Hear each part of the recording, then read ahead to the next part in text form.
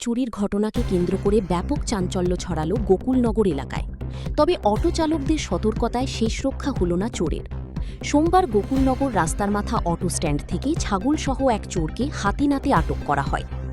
জানা গেছে, অভিযুক্ত চোর হরিশনগর চাবাগান সংলগ্ন রেল ব্রিজের সামনে থেকে একটি ছাগল চুরি করে।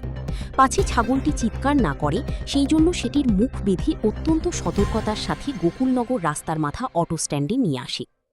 ছাগলটির মুখ বাঁধা দেখে অটো চালকদের মনে সন্দেহের দানা বাঁধে। তারা একত্রিত হয়ে ওই ব্যক্তিকে জিজ্ঞাসাবাদ শুরু করলে সে অসংলগ্ন কথা বলতে থাকে। এরপর চালকরা তাকে কিছুটা উত্তম মাধ্যম দিলে সে স্বীকার করে নেয় যে ছাগলটি সে রেলব্রিজ এলাকা থেকে চুরি করে এনেছে। খবর দেওয়া হয় বিশালগড় থানায়। খবর পেয়ে পুলিশ দ্রুত ঘটনাস্থলে পৌঁছে অভিযুক্ত চোর এবং উদ্ধার হওয়া ছাগলটিকে উদ্ধার করে থানায় নিয়ে যায়। এই ঘটনায় অটো চালকদের সাহসিকতা এবং তৎপরতার প্রশংসা করছেন স্থানীয় বাসিন্দারা।